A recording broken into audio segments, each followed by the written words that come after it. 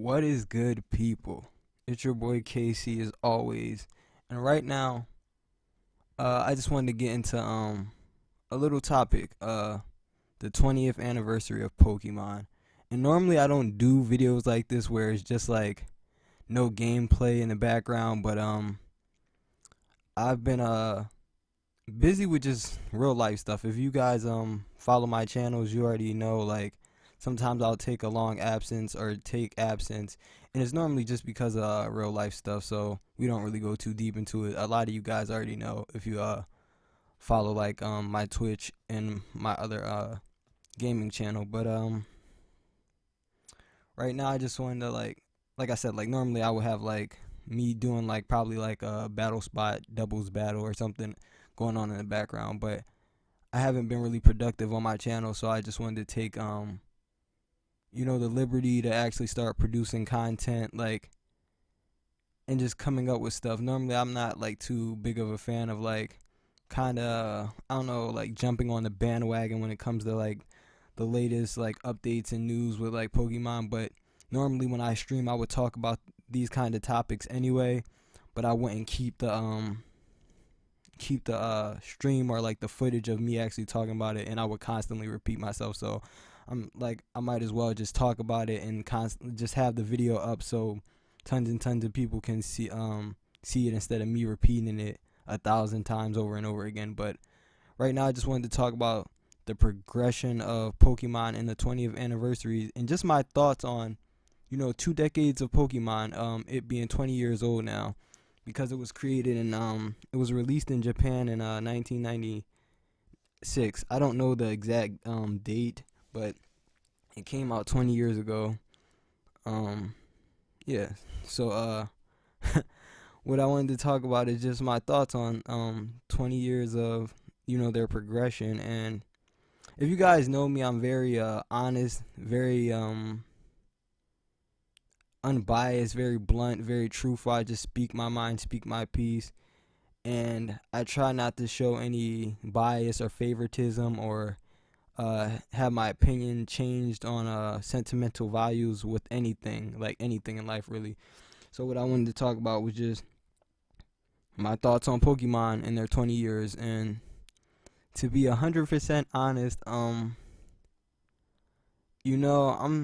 to 20 years now, I'm not really that impressed with Pokemon, like just Pokemon Game Freak and just Nintendo as of lately, especially like probably since well, with Pokemon probably since like I would probably say just the fourth generation, like anything like ending with the fourth generation. So probably like Platinum or like Heart Gold and Soul Silver is probably like been the last time since I was like not impressed but like enjoyed like how everything was going in the world of Pokemon. And I just wanted to talk about that, like, so for the last 20 years, I gotta say, like, if you add everything up, I'm really not that impressed with Pokemon, because I kind of feel like Pokemon is kind of like a rinse and repeat game. I actually heard like that Pokemon wasn't really supposed to progress after Gen 1. It was kind of like they were supposed to do Gen 1, and it was such a huge success, so they just continued like the franchise, because it's like, this is a gold mine, why stop digging. So they created the second generation, third generation, and so have you, and it kind of got created off the success of the first generation. I feel like the first generation was, I mean, there's nothing like Pokemon. It's just like a completely original idea. No, there's not too many franchises that you can say Pokemon really, copied off of as far as ideas. Maybe like there's things like similar, like maybe like mechanically, like as far as the video games and stuff like that. But as far as like, capturing Pokemon and balls and stuff like that is probably, I have to say, a really original idea.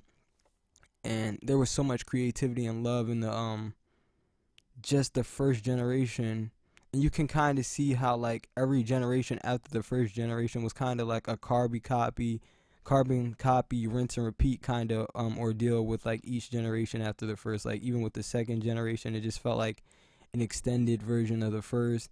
Third generation, same thing, kind of same. It's been the same thing for every game, same plot. Evil terrorist organization trying to have some like weird, sick, twisted view on like trying to create this perfect Earth, and then like finally coming to realize that their visions are flawed. Like is that, and then you fight like these gym leaders. It's been the same game like for the last 2 decades, like, and like the games like they don't feel that different from like the first games like for like the Game Boy to like the latest games on the Nintendo 3DS. They feel like identical, and what I mean by identical, not like as far as graphics and like capabilities, but as far as like the game and the mechanics haven't really changed that much, and the games don't really feel like they progress or like add on. Like the games don't feel like they developed. Like the only things that really feel like they developed is like the graphics, but the graphics mainly come from the system capabilities as the systems get more powerful and more developed and have more capabilities. So I don't think you can really count the graphics too much. And I mean, like, things have changed like as far as items and like a little bit more you can do mechanically in games, but not like major like points to where like older games feel obsolete. Like for example, like I said, graphically, something like you can see the difference, like with like the newer Pokemons being in better quality and stuff like that. But mechanically, it's kind of been the same game over and over again. Like especially like if you go back to like the fourth generation to now, like the graphics have changed, but mechanically they're still pretty similar. And the only thing I think that really kept people from playing like some of the older generations is just because they've took down the Wi-Fi servers. So, and I feel like that has like a lot to do with people like moving forward is kind of being forced a little bit, like business, like from a business standpoint, because they know if they didn't take down the servers, there would still be a delegated group of people that still played the older versions of Pokemon. And like I said, it hasn't been like a older Pokemon game doesn't really dethrone a newer Pokemon game. It's just really the fact that they'll take away the servers and stuff like that. The games don't really get better as far as like mechanics. Like for example, like if you go back to third gen where you could have secret bases, when they came out with the fourth gen, they kind of took away secret bases, and they took away like Pokeblocks. But and then the fourth gen they add stuff like underground, and they add Poke Seals and Poffins and stuff like that. But in the fifth generation, they take away underground and stuff like that. And it's not like they progress. It's not like they bring the secret base, they bring the underground, they bring the Pokemon, the Pokeball seals. It's like the game doesn't move forward in that aspect. It's kind of like I said, just the different. It's the same version. It's the different version of the same game. There we go. So that's how I'm feeling. And so as far as the games, to me, there has been no progression. Like for what I mean by that is like when you play the newest Pokemon game, they don't really add too many like different mechanics that make the game feel better and make the older ones feel obsolete. Like for example, I mean, there's been small changes like you being able to get online and you don't have to use wires, but like I said, that comes more from the system more than anything. The system updates in the newer systems. So uh yeah, like sorry, I was losing my train of thought there for a second, but like I said, when the games don't make the newer games don't make the older games feel obsolete as far as mechanics. And I think they really as far as mechanics, I don't really see too much change. For example, what I mean by that, like there's no development. Like the games don't feel developed. Like for example, the like when you look at Pokemon through the Pokédex, first of all, the Pokédex is all over the place. They haven't took that into consideration, trying to really get the Pokemon sizes and descriptions right and stuff like that, and making the Pokemons actually seem probable and actually make them seem like they could actually exist or actually coexist in a real world kind of scenario. And they haven't even added voiceovers yet, or like cutscenes to the point where it's like simulated like cutscene that's almost like cinematic, and you can hear your character talk and you can hear the responses and stuff like that. They haven't added that. They haven't add narration to like the Pokédex. Like, say if you click on Charmander and it's like Charmander, the flame Pokemon, like stuff like that. So you can actually know how to pronounce the Pokemon, actually get read the descriptions, things like that. Um, like I said, they don't bring back old mechanics like underground or secret bases and stuff like that in the newer games. They don't constantly bring fun mechanics up. And I mean, it took them like forever just to make it so you could constantly reuse TMs. Like in the older games, you had to keep buying TMs or getting them like in the most tedious, like hardest ways possible. Like, and they would be super expensive, especially like in 4th gen and stuff like that. Trying to get a Pokemon just to have something as simple as like Ice Beam or something on like a Pokemon that can't normally learn it leveling up, and you would have to like make sacrifices. Sometimes you would even have to start your games over because you could only get like one item or like one TM of that, and only choose like one certain Pokemon to actually get that TM. So it was crazy, and it took them like I think it took them 5 generations to the 5th gen to actually incorporate being able to reuse TMs. Little stuff like that is taking too long, and the games don't really feel like they're developing on their own.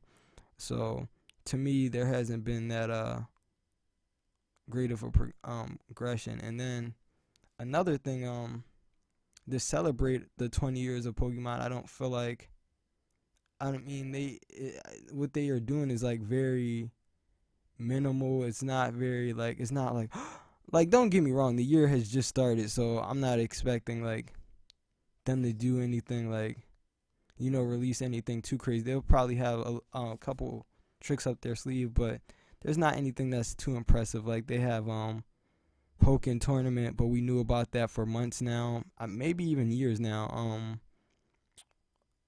What else? Pokken tournament. They just released like Detective Pikachu. I'm gonna talk about that in another video. To me, like I don't know. I'm not a fan of that. Like, it seems like they're wasting time with stuff that like we could care less about. Like they should focus to me more on main series games. What else?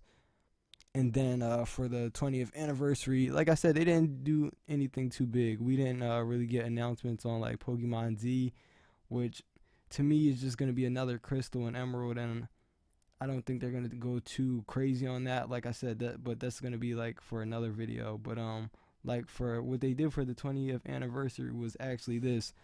They in Japan, I don't even think it came over yet in any other countries like the States or like in Europe or anything like that. They haven't released it, but in Japan they made limited edition 2DS systems with the original copies of the first Pokemon games downloaded into the games already, which is like, it's not bad, but to me it's just like, I don't know, it's like it's not moving forward, it's not progressing anything. It's like you could whip out your old Game Boy if you wanted to and play the original copies of Pokemon, or you could just probably like go online and find a simulator of it or a ROM of the game. So to me that's not really, I don't know, it's more like of a collector's item. It's not really moving the culture forward. It's not really doing anything outstanding or taking our breath away. Now, like I said, the year's still early though, but for me, something that would have been revolutionary, or something not even revolutionary, something that would have been refreshing and rewarding and cool would have been if they actually remade Red and Blue, or even like all of them, Red and Blue and Green and Yellow, and they actually made a 3D 3D console game of Red and Blue, and actually put it on the Wii U and try to create Sinnoh in a full 3D platform where you're not looking down on like a 2D character, or like even like a 2D kind of 3D-ish character, but like a full 1080p 3D character for the Wii U, and you actually try to get to explore Kanto and on the console and in full 3D, and maybe even like just changing the storyline around a little bit more, and actually like I don't know, they could go a little bit back into the past or go a little bit farther into the future and like try to make Kanto like as nice looking as possible and really try to max out the capabilities of the Wii U, because I don't really feel like the Wii U is a powerful system, but trying to do something creative like that. Not only that, if you create like a 3D like game like that, and then like you could connect it with the 3DS systems, and for the upcoming world VGC World Tournament, the Video Game Championship Tournament, um we could actually have the battles in 3D, because I don't think we had a Pokemon world tournament in 3D since like maybe like 2010. For like the past 6 years, there hasn't been a world tournament where we actually seen it on the console in a full 3D. So to me, that would have been a super dope announcement. Like if they would have recreated Red and Blue for the Wii U, but actually instead of just selling you the same game in 3D, like actually changing it around a little bit and actually add some voice acting, add like cinematic cutscenes that look very good, very well thought out. Like, and they still can have like the text on screen, but you can actually get the context of the text and what they really mean, and actually get the vocals and like mannerisms and voice and text and tone of what like you're actually reading. Because sometimes you may read something and then have to read it back to yourself and just be like, oh, he was saying it in this kind of tone, or this is how he meant when he was talking about it. So yeah, that's just my thoughts on the last 20 years of Pokemon. Like I said, is to me, in my honest opinion, even being I wouldn't say a fan, but high consumer of Pokemon, and having a high knowledge of like the games, like as far as competitive gaming and competitive Pokemon gaming, and just growing up with the franchise and knowing about it. That's just my honest opinion of it. Like, to me, the last 20 years haven't really been that groundbreaking, especially when you see games like Grand Theft Auto and see the leaps that they took in, and see the history that they made with their games and how much they change in development. Even games like Halo or Far Cry 3, even with Call of Duty and stuff like that, how you see how much the games actually progress over the years, like graphically and mechanically, how much they change. I don't think we've seen that in Pokemon really. I just think it's kind of been like the same game over and over and over again, and they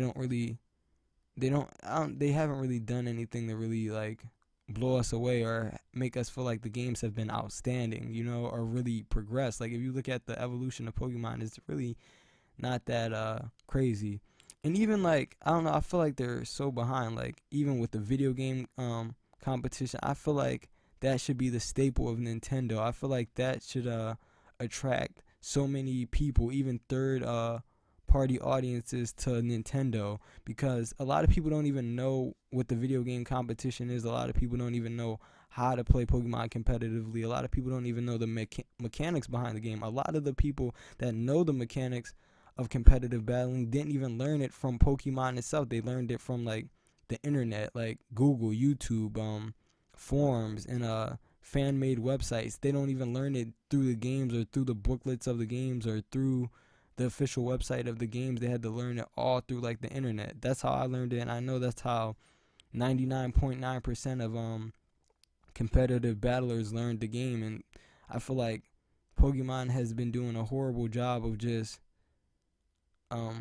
connecting like audiences together and really displaying how universal Pokemon is, because Pokemon is one of those few games where everybody can play it, and it's an equal opportunity game where everybody can play it, everybody can get good at it through practice and learn how to do it. And like nothing is promised in Pokemon, so you're not gonna see like a lot of reoccurring champions and stuff like that, especially when the format grows and stuff like that.